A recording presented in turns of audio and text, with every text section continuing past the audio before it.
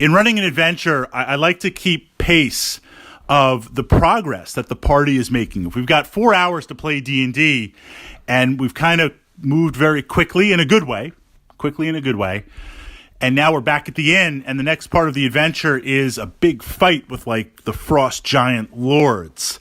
This is going to be a pivotal point in the adventure. You know, the party is literally going to decision-making tree go left or right. It's going to be epic. If we've got 30 minutes left, if we've got 40 minutes left of gaming, maybe I don't want to introduce that right now. And players might not know it's coming. So they're at the inn, and the next part of the adventure is the giants, the Frost Lords, attack the inn, and it's this amazing end to the adventure or to the next piece of the campaign. There are times where this is a good place to pause for next week's adventure. But that said, we want to get the most out of the D&D time. We want to pack it in. So what I like to do is, I was going to say in my pocket, it's kind of not really in my pocket, it's in my briefcase or my gaming bag. I have about 10 or so side quests, side adventures that can really fit in and scale anywhere. They can fit in any campaign. They can be tacked on to adventure. They're literally stuff like random encounters. You're walking by the side of the road and this happens, or you're at the inn, that happens. And the nice part about them is they can fill in that extra time, and they're just generic enough that the party will think, the players will think maybe it's part of the adventure or part of the campaign.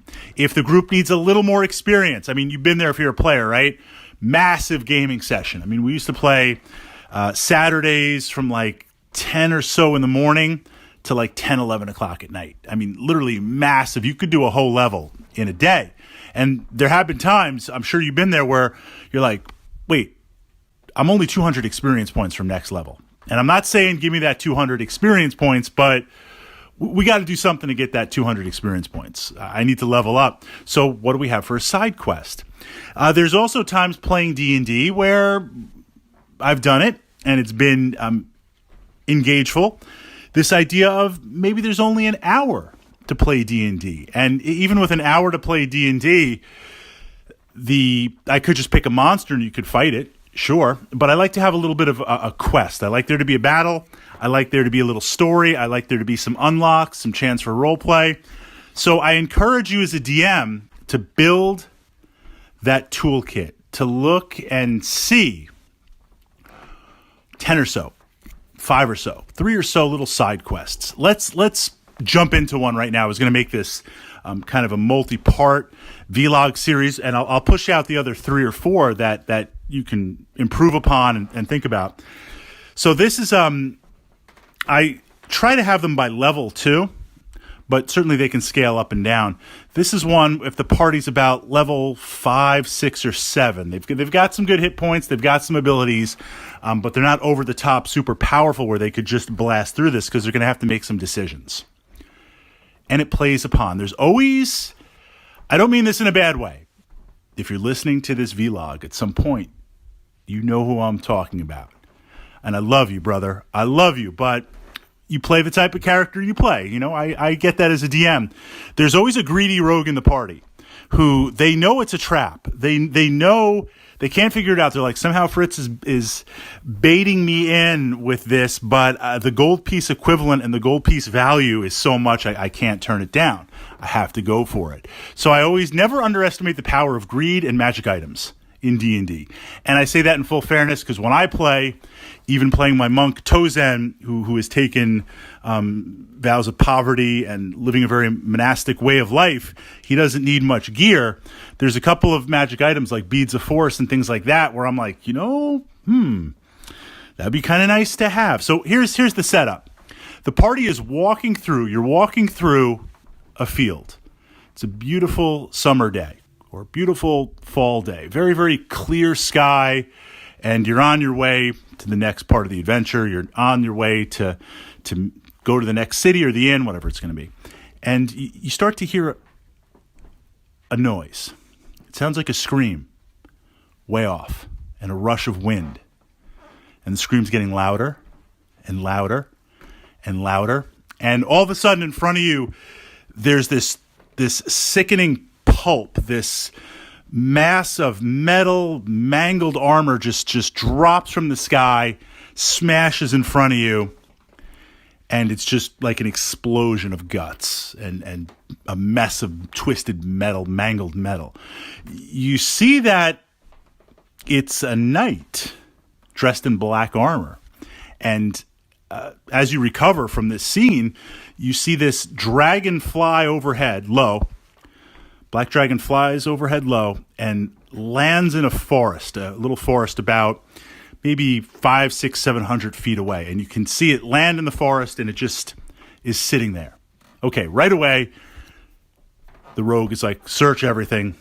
In searching, you find that although a lot of the armor is damaged, it must have some magical properties to it in that it quickly reforms itself. It quickly kind of, I don't want to say heals itself, but it looks to resize.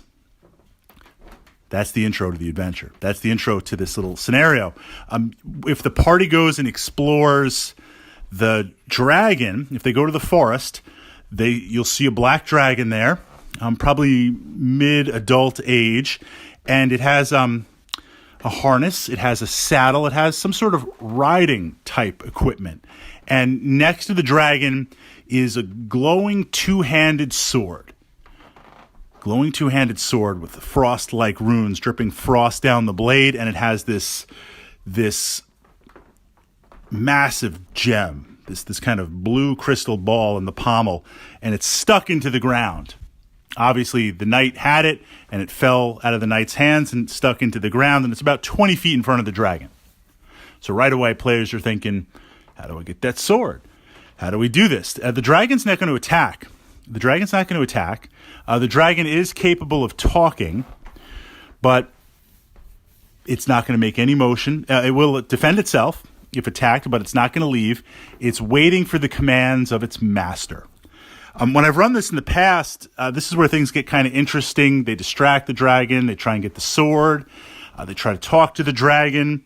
I won't say the correct answer, but what has happened also is players will realize it's magical armor. Obviously, this fallen black knight was riding the dragon, and this is a chance. I mean, who doesn't want a dragon and a magic sword and whatever else? Maybe there's saddlebags full of gold. Let's put on the magic armor, and let's pick up the sword and get on the dragon. So this black knight, this evil knight, had subdued the dragon, and as part of that process, the dragon takes things very, very literal. So literal that whoever's wearing this armor, the dragon will be like, that's the Black Knight, and it will follow commands, even though it knows better. It is tasked with defending the knight and defending the sword. So if the party does try to steal the sword without wearing the armor or in front of the dragon will move to defend the sword. But eventually, they get a hold of the dragon, or you get on it, the dragon immediately takes off. Now, this is where things get interesting. The dragon was battling a high elf lord who's riding a hippogriff. They were going back and forth way above there, settling some sort of duel, settling some sort of battle. The knight got knocked off. As the knight got knocked off, his ring of feather falling fell off his finger, and he got pulped on the ground. So, dressed up as the knight, if a player dresses up as the knight, grabs the sword, gets on the dragon's like, okay, we're back in combat. Dragon flies up. The elf lord on the hippogriff is looking for the dragon, sees it, is now going to attack the player. If the players wait and the hippogriff lands and the elf lord gets off, the elf lord's going to be pissed because the players are trying to loot what's rightfully his. So now they got to deal with that. Maybe it's combat, maybe it's not combat. Maybe you pay tribute to the elf. Who knows? But this is an example of just a quick little side quest that you can put in for some experience points. You can put in for some lulls. Or as I use them, if you have about 30 minutes, 40 minutes, and the game is ended, where you're not ready to start that next piece, roll it over and have your 5, 6, 7, 10 side quests ready to go.